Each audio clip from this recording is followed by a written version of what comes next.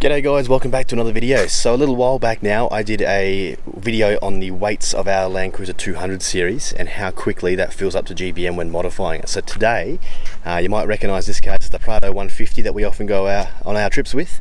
We're going to talk a little bit about the weights and the carrying capacities on this vehicle and what we've done to it as well modification wise, and we'll see how quickly the GBM fills up on this one. So stay tuned to find out more.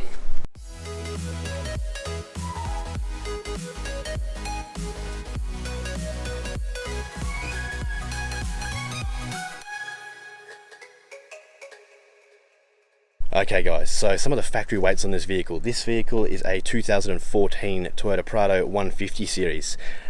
From factory, its curb weight is 2,330 kilos. So that includes all your fluids to get it running, about 10 to 20 kilos of fuel as well, but no full fuel tanks. Now the GVM on this car from factory is 2,990 kilos. So that gives you a loading capacity of 660 kilos. So not a lot when you think about it, but let's look through the mods that we've done to this car to make it into a bit more of a tourer and see how that affects that curb weight. So this Prado 150 is set up very similarly to the 200 series that I own. So at the front here we have an ARB Summit steel bull bar. This is a winch bar, and as you can see down there we're running a winch in there as well. So this is just one of those winches you get from Supercheap Auto. So it's about 28 kilos with a Dyneema rope on it. We've just got the factory, the standard ARB wing kits and front bash plate here that come with the bull bar, but again no further bash plates going past the vehicle, and you just got your two road safe recovery points there. We have got a little bit of electronics on this car, so we've got the light bar on the front, UHF antenna, a few bits and pieces, so there will be a little bit of weight in the wiring there, but not a whole lot. With these wheels, we are running the CSA Raptors in 17-inch, so they are your standard size, standard width, and they are alloy. Moving down the side of the vehicle, we just have your factory plastic side steps, so no steel rock sliders there. Going up the top, we have a Rhino rack aluminium platform up there with an ARB touring awning attached to it. And as you can see, moving to the back of the vehicle, there is no rear bar fitted to this vehicle, so it's just got the factory tow bar from Toyota. But other than that, nothing there. And just like on the 200 series, this vehicle's been designed without that rear bar, without rock sliders, with weight in mind. There's been set up for touring, and again this car also tows a van as well, so weight was a consideration. So this Prado is the D4D 3-litre 4-cylinder turbo diesel. The only modification we've done on here is electronic, so the engine is stock standard and there's no mods on that, but we do have the original starting battery plus a deep cycle secondary. So you're going to keep in mind these cars do not come with two batteries, so that secondary battery there is going to add a little bit of weight, probably around the mid 20 kilos to the front of the car here. And at the back corner here, as you can see, we've just got some electrical wiring. That's all the controls there for the wiring, and then in the back left corner of the engine bay we have that ARB single air compressor there. Okay, inside the cab of this vehicle, again it's very similar to that of the 200 series that we've set up. There is nothing in here that is going to significantly increase the weight of a vehicle. You've got all your factory equipment here. You've got a UHF mounted behind the dash, brake controller, and just the standard accessories expected as sort of a touring vehicle. And in the back seat we've got nothing at all, as you can see there. So moving into the rear compartment of the Prado 150 here, these cars do come out of the factory with 7 seats. So you can see this bit of plastic here. These seats fold into the floor in the back of this car, and they do actually sit from factory and impede a fair way into that cargo space there. So we have had them removed, and we've had a false floor made up by Drifter, and they've made these drawers for us that fit in their place.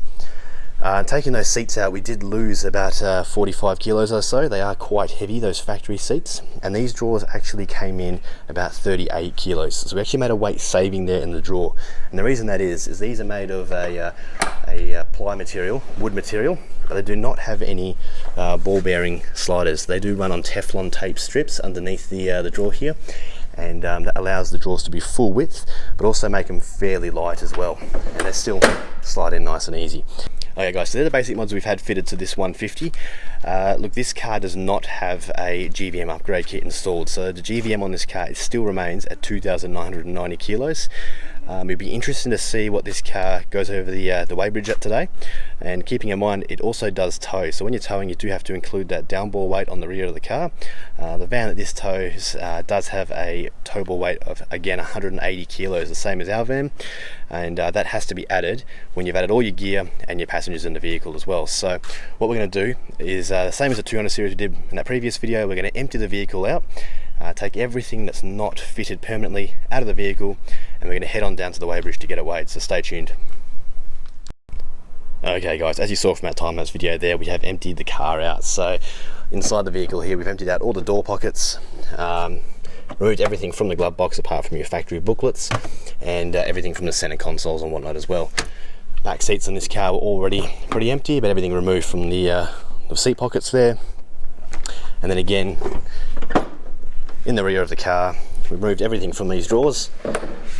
So both drawers are now empty. And again, with these wing kits as well, all gear removed out of them, and also the compartments in the rear door are empty. So we are also leaving the factory tyre changing equipment in the car as well. It's not really going to affect the weight too much, and they do come from the car from factory. So let's get this vehicle packed up, and we'll take it down to the weighbridge and see what it weighs.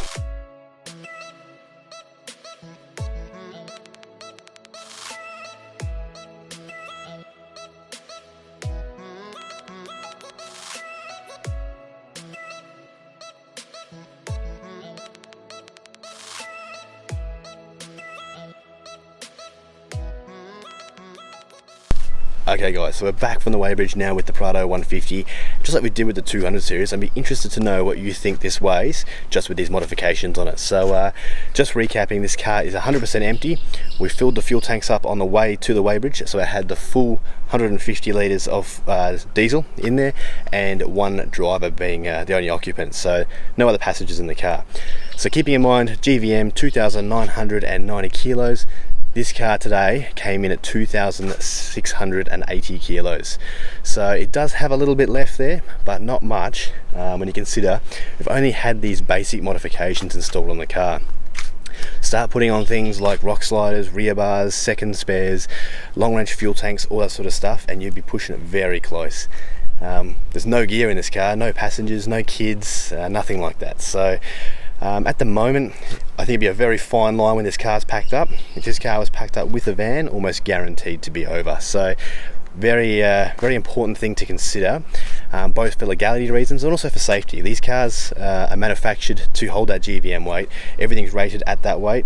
You start overloading them, you are going to accelerate the wear and tear on those parts. So look, something you've got to consider. This car does have a little bit more wiggle room than the 200 series does. So if you're interested about seeing what a 2014 200 series comes in weight wise, check out that video. But for today, I appreciate you guys watching. I hope you found it informative and something to consider if you ever look at buying one of these cars. They are a great car, but just one of the things you've got to consider, and maybe look at doing a GVM upgrade if necessary. So thanks for watching, and we'll see you in the next video. Thanks guys.